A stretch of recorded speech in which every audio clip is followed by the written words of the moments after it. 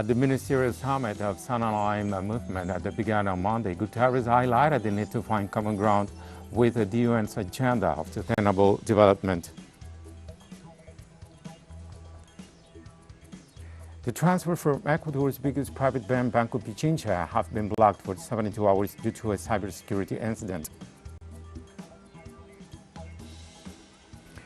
The first results of the parliament elections in Iraq were presented by the Electoral Commission of the Arab country.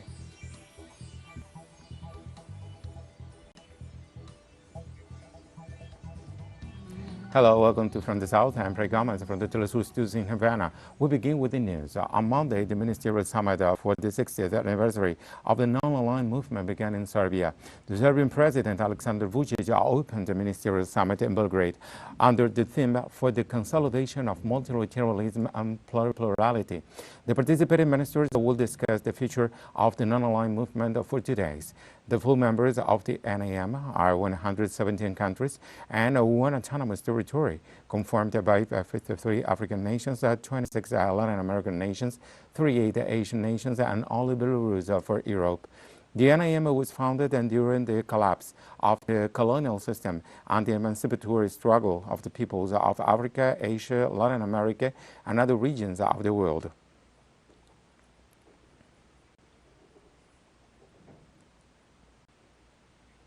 The President of the Republic of Azerbaijan, Ilham Aliyev, defended the dedicated efforts of the movement to preserve global peace and solidarity. Since its establishment in 1961 in Belgrade, the NAM has played an important role in the international arena with its dedicated efforts for the sake of global peace, justice, and solidarity in the world. Being the largest international institution after the UN General Assembly, the NAM is considered a genuine example of multilateralism, with its cross-league membership uniting 120 countries from diverse historical, political, and cultural backgrounds. In this context, the Minister of International Affairs of Cooperation of Botswana, Olusegun Kwape, said that his country abides by the principles of democracy and good governance. As a country with abiding faith in the values of democracy and good governance, Botswana continues to show commitment to the principle of the movement since joining in the 1960s.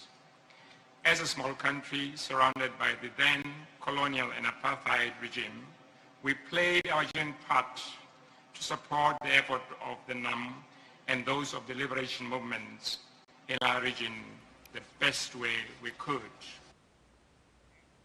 The Minister of Foreign Affairs of Uganda, Abubakar Yaya Dongo, also remembered the broad impact of COVID-19 pandemic in the global economy. For the last 2 years, the world has been grappling with the impact of COVID-19 pandemic as a global crisis of our time. The pandemic has exposed some of our social economic vulnerabilities with a broader impact on the global economy and our people. Uganda commiserates with all members of NAM and other countries that have suffered the devastating impact of COVID-19 pandemic. The Minister of Foreign Affairs of Zimbabwe, Frederick Chavez, stressed that although progresses have been made, that there is work to be done to achieve the movement's goals. As we celebrate the successes which we have achieved, we should equally acknowledge the enormity of the work still to be done, including outstanding challenges such as the sovereignty and independence of the peoples of Western Sahara and Palestine. There are also new emerging challenges that we need to confront, such as the COVID-19 pandemic, climate change, and the scourge of terrorism and violent extremism. In other news, a 24-hour strike called by the right wing through the cold civic committees failed in 7 of the 9 Bolivian departments. According to the evaluation of the Ministry of Government, it only had an impact in Santa Cruz and Cochabamba. Sectors of the Bolivian right wing maintained the call for a strike against President Luis Arce. The groups announced that they will block 20 road points after a national government ordered to continue with investigations in relation to the coup d'etat of November 2019. Spokespersons of political and indigenous groups have denounced that the right-wing seeks to undertake new violent actions and are the same extremist groups that staged the coup against former President Evo Morales. The community of El Alto said it will not comply with the protests and they are beginning to unblock the streets.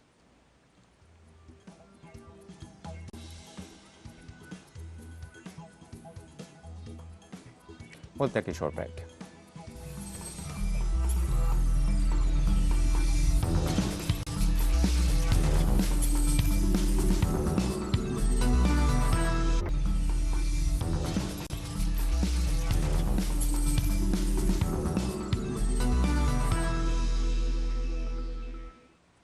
Welcome back. The transfer from Ecuador's biggest private bank, Banco Pichincha, have been blocked for 72 hours due to a cybersecurity incident, according to a brief emitted by the financial institution. The bank's executives explained that they have isolated the rest of the network from the affected systems and that an investigation with cybersecurity experts is underway. Banco Pichincha assures that at this moment its network agency is operating and that ATMs are suitable for cash withdrawal and credit or debit card payments. The bank also affirms that the technological setback does not diminish its functioning of any financial activities. However, the company's website says it is temporarily unavailable.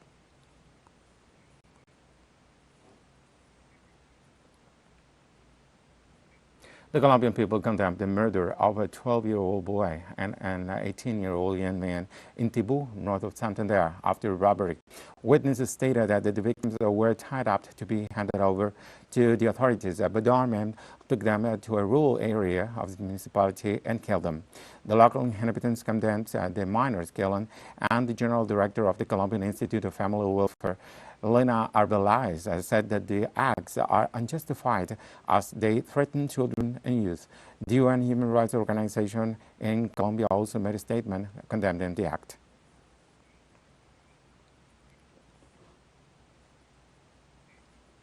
The committee in Colombia expressed, "We condemn the killing of a 12-year-old boy that took place yesterday in Tibú, north of Santander. Our condolences to the family. We urge authorities to investigate these events. We advocate for respecting human life and protecting boys and girls."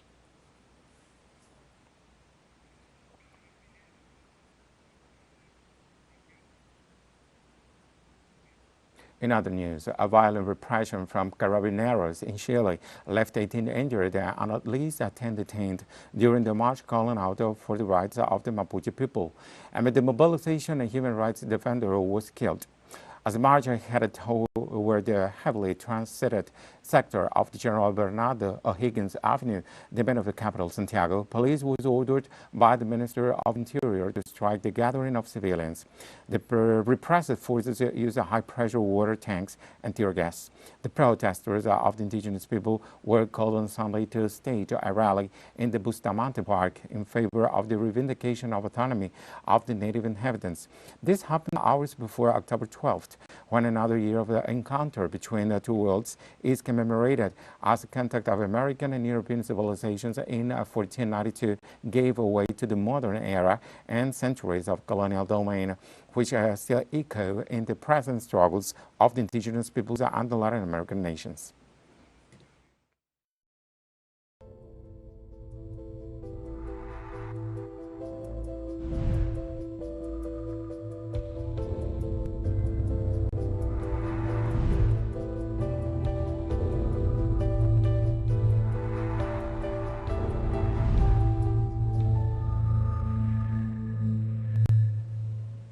Thailand plans to fully reopen to vaccinated tourists traveling by air from countries that deemed low risks from November 1st. The Premier Prayut Chan-o-cha announced. He also cited the urgent need to save the country's ailing economy. Starting from November 1st, international visitors could enter Thailand without any requirement for quarantine if they are fully vaccinated and arrive by air from countries that we deem to be low risk. We have concluded a list of at least 10 countries where their nationals don't have to undergo quarantine. The list includes England, Singapore, Germany, China, and the United States of America. In Malaysia, the number of fully vaccinated adults now stands at 90.02%, according to the Special Committee on COVID-19 vaccine supply. As on Sunday, more than 100,000 vaccine doses have been administered. The committee said that nearly 46 million vaccine doses have been administered so far since the start of the national COVID-19 immunization program. It also reported that 94.8% of the adult population had received at least one dose of a two-dose inoculation timetable.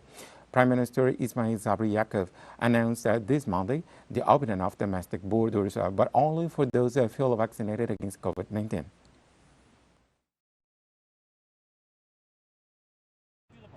I think it's about time also.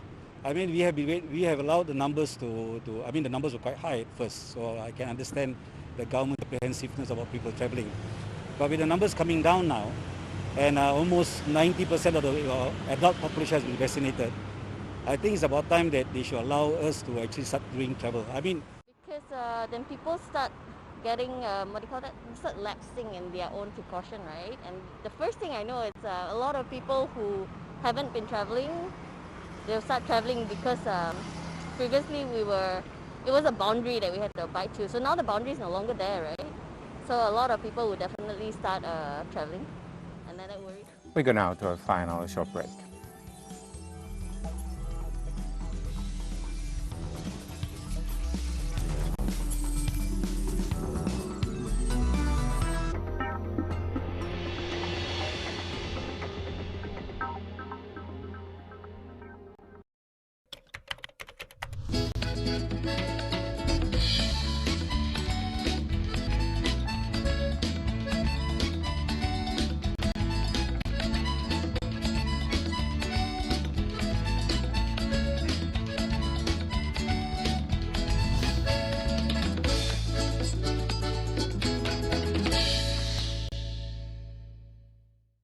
Hola, ¿qué tal?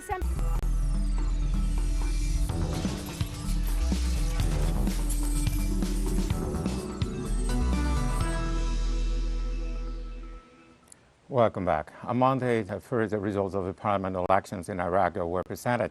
The Electoral Commission of the Arab Capital informed on the matter.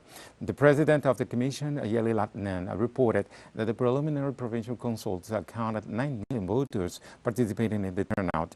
The Sadr, the Alliance, and independent candidates won in Najaf, while Sadr saw another victory in Karbala, sharing the lead with the Al-Fatah representatives. These elections were marked by a 59% abstention rate.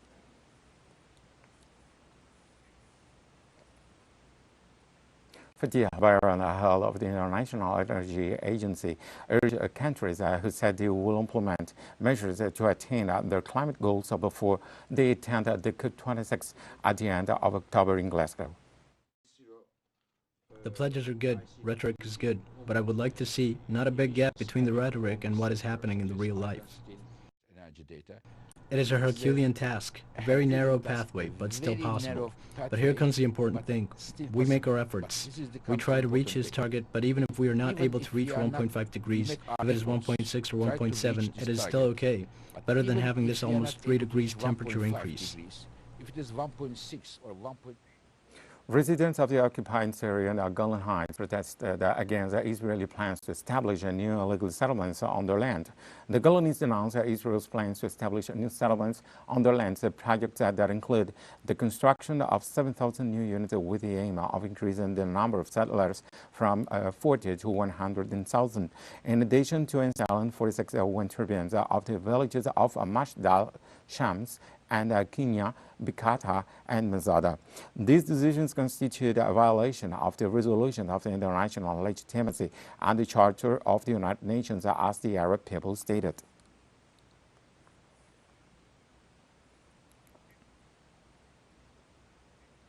Iran called on European countries to guarantee an existing nuclear deal that the parties are set to revisit during the planned resumption of talks in Vienna. Angela Merkel and the European countries know that without Europe's inaction, Trump would not have dared to withdraw from all the agreements or to violate the nuclear deal. The European capitals, including Berlin, have been passive spectators. We therefore expect all parties, when they arrive in Vienna, to to know that they have no choice but to adhere to their obligations under the nuclear deal. They must give their clear assurance to the Islamic Republic that this time no party will violate the nuclear deal. A meeting between Taliban and the United States concluded in Qatar, where the main topic was humanitarian aid and the end of economic sanctions. This weekend was the first face-to-face meeting since the U.S. withdrawal from Afghanistan at the end of August. During the meeting, the Afghan delegation stated that the best way to resolve the problems is to implement the Doha Agreement, which was reached in February 2020 between the two sides. The Taliban told Washington's representatives that humanitarian aid should not be tied to political issues and urged them to end economic sanctions and unfreeze some $10 billion in Afghan assets. Washington described the talks as sincere and professional and reiterated that it will judge the Taliban on their actions.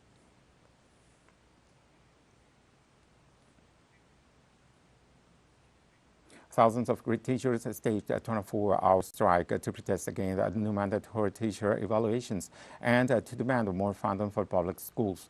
Police also said around 6,500 people turned out for the Athens march, including many high school teachers and pupils. Demonstrators accused the conservative government of violating teachers' and pupils' rights. Demonstrations also took place in other major Greek cities such as Thessaloniki, while a teachers' union Almin said it would continue to fight to protect the futures of the pupils, public schools and their jobs, calling for more education funding. The strikes urged the conservative government's fast-tracking of two new laws requiring the education ministry to subject teachers at both primary and high schools to regular evaluations.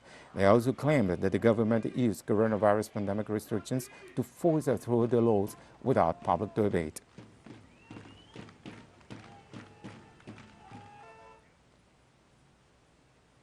Alexander Schallenberg has been sworn in as Austria's new chancellor following the resignation of Sebastian Kurz amid claims of corruption. The former foreign minister was formally appointed by President Alexander von der Bellen at the Hofburg Palace in Vienna on Monday. Kurz stepped down after prosecutors began investigating him and close team members over claims that the government money was used between 2016 and 2018 to ensure positive media coverage. The former chancellor's decision to quit means that the governing coalition between his conservative Austrian People's Party and the leftist Greens will continue. The diplomat denied any wrongdoing and said that allegations against him were false. Meanwhile, career diplomat Michael Leonhardt became Austria's new foreign minister.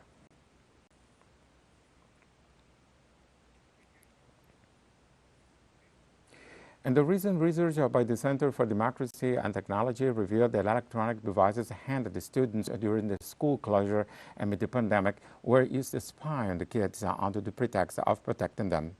During the pandemic, U.S. schools provided tablets, laptops, or Chromebooks to students twice the rate prior to the pandemic, as well as the UK. Despite the generosity of such act, over 80% of surveyed teachers and 77% of surveyed high school students told the CDT that their schools use surveillance software on those devices as they inspected private chats, emails, and documents. The devices include AI software that detects language and online behavior, indicating the possibility of violent tendencies, suicidal ideas, drug and pornography use, and report it to the teachers. Economically disadvantaged students are more reliant to those electronics, so the surveillance and the adult intervention turns out to be biased by race and social background. Also, the information in teens' privacy extends to out-of-school hours, monitoring their movement 24/7. They need more safe environments and not spying ages.